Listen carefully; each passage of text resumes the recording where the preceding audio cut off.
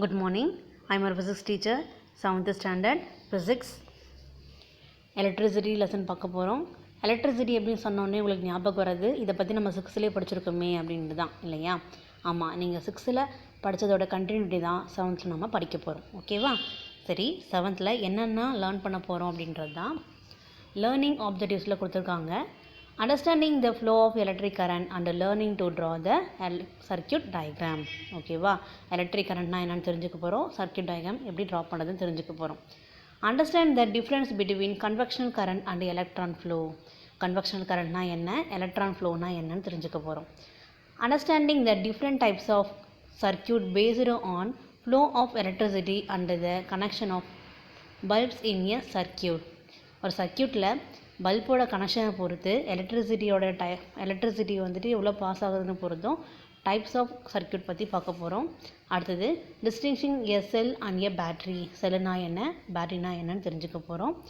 Understanding the effect of electric current and factor affecting the effect of electric current. சரியா? Electric கரண்ட்டோடைய என்னென்ன எஃபெக்ட்ஸ்லாம் இருக்குது, அந்த எஃபெக்ட்ஸை அஃபெக்ட் பண்ணக்கூடிய ஃபேக்டர்ஸ்லாம் என்னென்ன, அதெல்லாம் பார்க்க போகிறோம். Applying the knowledge is identifying the components of electric circuit. ஒரு எலக்ட்ரிக் சர்க்யூட்டில் இருக்கக்கூடிய காம்போனண்ட்லாம் நம்ம ஐடென்டிஃபை பண்ணுறது, இதெல்லாம் கற்றுக்க போகிறோம். Understanding the discrimination between different types of circuit. சரியா? டிஃப்ரெண்ட் டைப்ஸ் ஆஃப் சர்க்யூட் பற்றி நம்ம தெரிஞ்சுக்க போகிறோம்.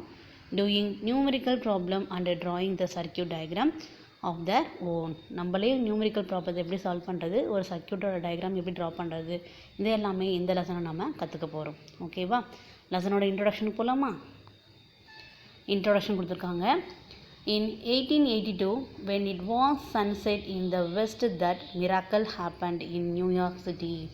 நியூயார்க் சிட்டியில் சன்செட் ஆகக்கூடிய அந்த தருணத்தில் வந்து பார்த்தோம்னா நம்மளுக்கு ஒரு அதிசயம் வந்து நிகழுது. என்னன்னு பார்த்தோம்னா, when Thomas Alva Edison gently pushed the switch on, 14,000 bulb in 9,000 house suddenly got lighted up. சரியா? தாமஸ் ஆல்வா எடிசன் வந்து பார்த்தோம் அப்படின்னா அவங்க 9,000 ஹவுஸில் இருக்கக்கூடிய ஸ்விட்சை வந்து ஆன் பண்ணும்போது நம்மளுக்கு 14,000 பல்ப் வந்துட்டு அப்படியே க்ளோ ஆகுது. சரியா?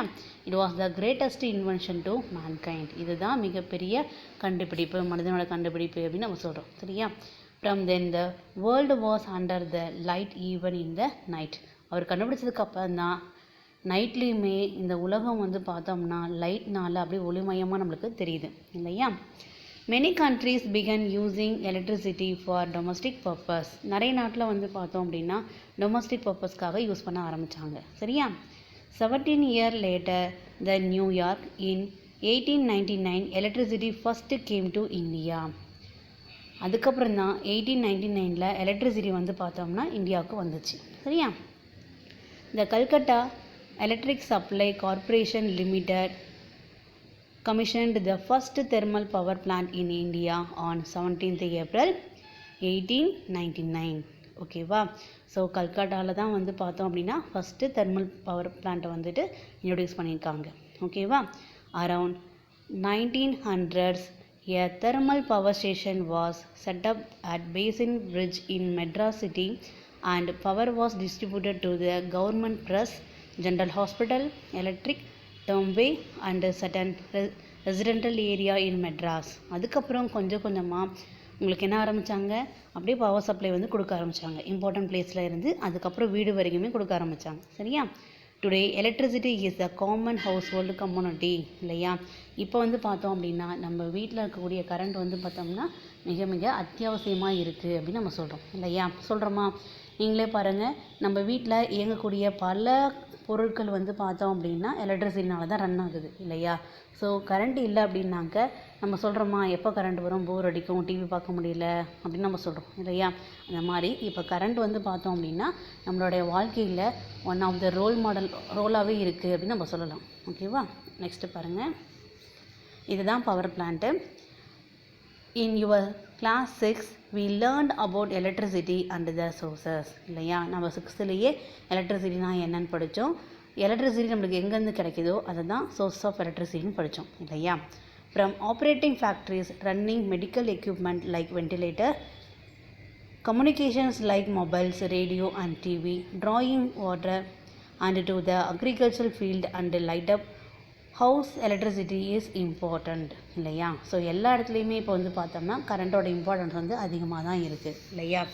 அப்போ வாட் இஸ் எலக்ட்ரிசிட்டி? எலக்ட்ரிசிட்டினா என்ன அப்படின்னு நம்ம தெரிஞ்சுக்க போகிறோம். சரியா? we can see that it is a form of energy. அதுவும் ஒரு வகையான எனர்ஜி தான் அப்படின்னு சொல்கிறாங்க. எப்படி அப்படின்னு பார்த்தோம்னா இப்போ ஹீட்டும் மேக்னட்டிசமும் எப்படி ஒன் ஆஃப் த எனர்ஜியோ அதே மாதிரி தான் எலக்ட்ரிசிட்டியும் ஒன் ஆஃப் த எனர்ஜி தான் இல்லையா? நம்ம 6லேயே படிச்சிருக்கோம் இல்லையா? டைப்ஸ் ஆஃப் எனர்ஜியில் வந்து பார்த்தோம் அப்படின்னா எலக்ட்ரிசிட்டியும் டைப்ஸ் ஆஃப் எனர்ஜியில் படிச்சிருக்கோம் இல்லையா? அடுத்து பாருங்கள், we have learned that all materials are made up of small particles called atoms இல்லையா? நமக்கு தெரியும் நம்ம சுற்றி இருக்கக்கூடிய எல்லா பொருட்களுமே வந்து பார்த்தோம்னா ஆட்டம் அப்படின்னு சொல்லக்கூடிய ஸ்மால் பார்ட்டிகளால் தான் உருவாக்கப்பட்டது அப்படின்னு நம்ம சொல்கிறோம் இல்லையா? The centre of the atom is called the nucleus இல்லையா? அப்போ வந்து ஆட்டமுடைய சென்டர் பார்ட்டில் கூடிய இருக்கிறது பேர் என்ன சொல்கிறோம்? நம்ம நியூக்ளியஸ் அப்படின்னு சொல்கிறோம். சரியா? இல்லை பாருங்கள், இதுதான் ஆட்டம். அதனோட சென்டர் பார்ட்டில் என்ன இருக்குது? நியூக்ளியஸ் வந்து இருக்குது இல்லையா? The nucleus consist of proton and neutrons. சரியா? அப்போ வந்து ஒரு நியூக்ளியஸ்ன்றது என்னென்னு பார்த்தோம்னா புரோட்டானும் நியூட்ரானும் சேர்ந்தது தான் இல்லையா? Protons are positively charge. எப்பயுமே புரோட்டான் என்ன சார்ஜாக இருக்கும்? Positively charge. கொடுத்துருக்காங்களா? ரெட் கலரில் கொடுத்துருக்காங்களா? அதுதான் புரோட்டான், ப்ளஸ்ன்னு போட்டிருக்காங்க இல்லையா? Neutron have no charge. அதனால தான் நியூட்ரானுக்கு வந்து சிம்பிள் கொடுக்கல. ஓகேவா? So negatively charge electron revolve around the nucleus in circular orbit. சரியா? இல்லை பாருங்கள், நெகட்டிவ் சார்ஜ் இருக்கக்கூடிய எலக்ட்ரான் என்ன பண்ணுது அப்படின்னாக்கா ஆர்பிட் லெவலில் சுற்றி வந்துட்டுருக்கு. சரியா? Electricity is a form of energy that is associated with electric charge that exist inside the atom இல்லையா? ஸோ ஆட்டமில் இருக்கக்கூடிய அந்த எலக்ட்ரானோடைய இதை வச்சு தான் நம்மளுக்கு என்ன ஆகுது? எலக்ட்ரிக் எனர்ஜியை வந்துட்டு உருவாகுது அப்படின்னு நம்ம சொல்கிறோம். சரியா? Electric charge is measured in a unit called coulomb. அந்த எலக்ட்ரிக் சார்ஜை மெஷர் பண்ணக்கூடிய யூனிட்டுக்கு என்ன பேர் சொல்கிறாங்க? கூலும். இதெல்லாம் ரொம்ப இம்பார்ட்டன்ட், அன்லைன் பண்ணிக்கோங்க. Electric charge is measured in a unit called coulomb. ஓகேவா? சரி, இப்போ கூலும்னா என்னன்னு கொடுத்துருக்காங்க பாருங்கள். 1 unit of coulomb is the charge of approximately 6.242 into 10 to the power of 18 proton or electron. சரியா? அப்போ 1 கூலும்ன்றது என்னன்னு பார்த்தோம்னா ஒரு புரோட்டான் இல்லைன்னா ஒரு எலக்ட்ரானோடைய அப்ராக்சிமேட்டான வேல்யூ தான். என்னன்னு பார்த்தோம்னா 6.242 into 10 to the power of 18. ஓகேவா? அடுத்து பாருங்கள், electrical charges are generally denoted by the letter Q. அப்போ Q அப்படின்னாவே என்ன அர்த்தம்? Electrical charges. ஓகேவா? இது பாருங்கள், எலக்ட்ரிக் கரண்ட்னா என்ன அப்படின்னு சொல்ல போகிறோம். ஓகேவா? கவனிங்க, அலைன் பண்ணிக்கோங்க. The flow of electric charges constitute and electric current இல்லையா? நம்ம ஏற்கனவே சொன்னோம். இப்போ கரண்ட் அப்படின்றது என்னன்னு பார்த்தோம்னா எலக்ட்ரிக் சார்ஜ் வந்து மூவ் ஆகிறது தான் அப்படின்னு நம்ம சொன்னோம் இல்லையா? கொடுத்துருக்காங்க. The flow of electric charges constitute and electric current. For and electrical appliance to work electric current must flow through heat இல்லையா? நம்ம வீட்டில் கூடிய ஏதாச்சும் ஒரு எலக்ட்ரிக்கல் அப்ளைன்ஸ் ஒர்க் ஆகணும் அப்படின்னா கண்டிப்பாக அது வழியாக என்ன பண்ணியிருக்கணும்? கரண்ட் வந்து பாஸ் ஆகிருக்கணும் இல்லையா? இப்போ பாருங்கள், ஃபேன் ரன் ஆகணும் அப்படின்னாக்கா நம்ம ஸ்விட்ச் போடுறோம். அந்த ஸ்விட்ச் வழியாக நம்மளுக்கு வந்து கனெக்ஷன் பண்ணியிருக்கிற இடம் வரைக்குமே வயர்ஸ் மூலிமா கரண்ட் வந்து ஃப்ளோ ஆகுது. அதனால் நம்மளுக்கு வந்து என்ன ஆகுது? ஃபேன் வந்து ரன் ஆகுது இல்லையா? அதே தான் இங்கே கொடுத்துருக்காங்க. கவனிங்க. An electric current is measured by the amount of electric charge moving per unit time at any point in the circuit. ஓகேவா? The conventional symbol for current is I. ஓகேவா? இந்த கிராஸ் செக்ஷன் ஏரியான்னு கொடுத்துருக்காங்க இல்லையா? இதுதான் ஒரு கண்டக்டர். இந்த conductor வழியாக தான் நம்மளுக்கு எலக்ட்ரிக் கரண்ட் வந்து பாஸ் ஆகுது. அப்படி பாஸ் ஆகும்போது நம்மளுக்கு வந்துட்டு 1 யூனிட் டைமில் மூவ் ஆகக்கூடிய எலக்ட்ரிக் சார்ஜை பொறுத்து தான் நம்மளுக்கு வந்து ஃப்ளோ ஆஃப் எலக்ட்ரிக் சார்ஜ் வந்து இருக்குதுன்னு நம்ம சொல்கிறோம். ஓகேவா? இப்போ யூனிட் ஆஃப் எலக்ட்ரிக் கரண்ட் பற்றி பார்க்கலாம். The SI unit of for measuring and electric current is the ampere இல்லையா? ஸோ எலக்ட்ரிக் கரண்ட்டை மெஷர் பண்ணக்கூடிய யூனிட்டுக்கு என்ன பேர்? ஆம்பியர். சரியா? So, which is the flow of electric charge across a surface at the rate of 1 coulomb per second. சரியா? அப்போ 1 செகண்டுக்கு 1 coulomb ஆஃப் சார்ஜஸ் வந்து பாஸ் ஆகுது அப்படின்னா அதை தான் நம்ம என்ன சொல்கிறோம்? எலக்ட்ரிக் கரண்ட்னு நம்ம சொல்கிறோம். ஓகேவா? ஸோ எலக்ட்ரிக் கரண்ட்டை நம்ம ஐன்ற லெட்டரால் டினோட் பண்ணுறோம். So I equal to Q by T. I equal to Q by T. ஓகேவா? வேர் ஐ வந்து பார்த்தோம்னா கரண்ட்டை டினோட் பண்ணுது. கரண்ட்டோடைய எஸ்ஐ யூனிட் வந்து பார்த்தோம்னா ஆம்பியர், அதனோட சிம்பிள் ஏ. அடுத்தது கியூனா எலக்ட்ரிக் சார்ஜ் நம்ம சொல்லியிருந்தோம் இல்லையா. ஸோ எலக்ட்ரிக் சார்ஜோட யூனிட் என்னது கூலும், சரியா, அதனோட சிம்பிள் சி. அடுத்தது டி, டீனா என்னது டைம் டேக்கன், சரியா, டைமுன்னாவே இதெல்லாம் மெஷர் பண்ணுவோம் செகண்டில் தான், அதனோட சிம்பிள் எஸ். இதை தான் உங்களுக்கு ட்ரையாங்கிள் ஷேப்பில் கொடுத்துருக்காங்க. கரண்ட் ஐ, சார்ஜ் கியூ, டைம் டி. ஓகேவா, இது உங்களுக்கு புரியும்னு நினைக்கிறேன். Next conventional current and electron flow, சரியா. கன்வெக்ஷனல் கரண்ட்னா என்ன, எலக்ட்ரான் ஃப்ளோனா என்னன்னு தெரிஞ்சுக்கலாம். கன்வெக்ஷனல் கரண்ட் அப்படின்றது பார்த்தோம்னா தமிழில் மரபு மின்னோட்டம் அப்படின்னு சொல்கிறோம். அதே மாதிரி எலக்ட்ரான் ஃப்ளோ அப்படின்னாக்க எலக்ட்ரான்களின் ஓட்டம் பற்றி நம்ம சொல்ல போகிறோம், சரியா. இந்த படத்தை நல்லா கவனிங்க. கன்வெக்ஷனல் கரண்ட்டுக்கு பாருங்கள், இது ஒரு சிம்பிள் சர்க்கியூட் தான். பேட்ரி ஒயர்ஸ் மூலயமா ஒரு சின்ன பல்பை வந்து க்ளோ பண்ண வைக்கிறது, ஓகேவா. எல்இடி பல்புன்னு வச்சுக்கோங்க. அதில் நம்ம பார்த்தீங்க அப்படின்னா பேட்டரியோடைய பாசிட்டிவ், பேட்டரியோட நெகட்டிவ், அதுலேருந்து ஒரு ஒயர் எடுத்து பல்புக்கு நம்ம கனெக்ட் பண்ணியிருக்கோம் இல்லையா. கொடுத்துருக்காங்க பாருங்கள். பேட்டரியோடைய பாசிட்டிவில் இருந்து நம்மளுக்கு பாசிட்டிவ் சார்ஜ் டைரக்ஷன் அப்படின்னு கொடுத்துருக்காங்க இல்லையா, அப்போ போகுது இல்லையா. அப்போ நல்லா கவனிங்க, பேட்டரியோடைய பாசிட்டிவ்லேருந்து நெகட்டிவ்க்கு போச்சு அப்படின்னா அதுதான் கன்வெக்ஷனல் கரண்ட் கொடுத்துருக்காங்க. Conventional current flow from the positive to the negative end, ஓகேவா. அப்போ மரபு மின்னோட்டம் அப்படின்னு சொல்லக்கூடிய கன்வெக்ஷனல் கரண்ட்டு பேட்டரியோடைய பாசிட்டிவ்லேருந்து நெகட்டிவ்க்கு போய் சேரும், ஓகேவா. அதுவே ஃப்ளோ ஆஃப் எலக்ட்ரான் அப்படின்னு சொல்கிறோம் இல்லையா, எலக்ட்ரானோட ஃப்ளோ எப்படி இருக்குன்றது கொடுத்துருக்காங்க பாருங்கள். அதே தான், சிம்பிள் சர்க்கியூட் தான். பேட்டரியிலேருந்து பாசிட்டிவ் ஒன்று, நெகட்டிவ் ஒன்று இல்லையா, அதை கனெக்ட் பண்ணி பல்ப் வந்து க்ளோ பண்ண வைக்கிறாங்க. இப்போ கவனிங்க, நெகட்டிவ்ல இருந்து போகுது, பேட்டரியோடைய நெகட்டிவ்ல இருந்து பாசிட்டிவ் வரைக்கும் போகுது இல்லையா.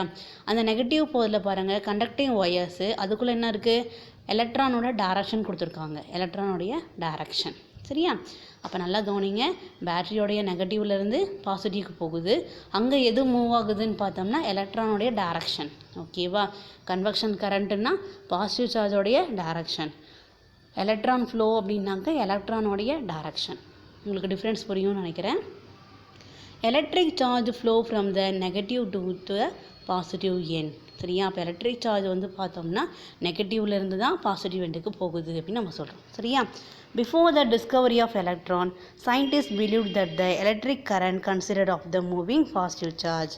அதாவது எலக்ட்ரானை கண்டுபிடிக்கிறதுக்கு முன்னாடி வரைக்குமே சயின்டிஸ்ட் எல்லாமே என்ன நினச்சாங்க அப்படின்னா, கரண்ட் வந்து எலக்ட்ரிக் கரண்ட் வந்து எப்படி கன்சிடர் பண்ணாங்க அப்படின்னாக்க பாசிட்டிவ் சார்ஜ் வந்து மூவ் ஆகாதனால தான் எலக்ட்ரிக் கரண்ட்டு அப்படின்னு சொல்லிட்டு இருந்தாங்க, சரியா. This moment of positive charge is called conventional current. அப்போ பாசிட்டிவ் சார்ஜ் வந்து மூவ் ஆச்சுன்னா அதுக்கு பேர் கன்வெக்ஷனல் கரண்ட்டுன்னு சொன்னாங்க, சரியா. After the electron was discovered, it was no the electron flow actually takes place from the negative terminal to the positive terminal of the battery இல்லையா. அதுக்கப்புறம் எலக்ட்ரானை டிஸ்கவர் பண்ணதுக்கப்புறம் தான் எலக்ட்ரானோட ஃப்ளோ எங்கேருந்து போகுது அப்படின்னு சொல்லிட்டு பார்த்தோம் அப்படின்னா நெகட்டிவ் டெர்மினலேருந்து பாசிட்டிவ் டெர்மினலுக்கு போகுது அப்படின்னு கண்டுபிடிச்சாங்க, சரியா. This moment is known as electron flow. இதை தான் அவங்க என்னென்னு சொல்கிறாங்க, எலக்ட்ரான் ஃப்ளோ அப்படின்னு சொல்கிறாங்க, சரியா. கொடுத்துருக்காங்க பாருங்கள். Conventional current is in the direction opposite to the electron flow, சரியா.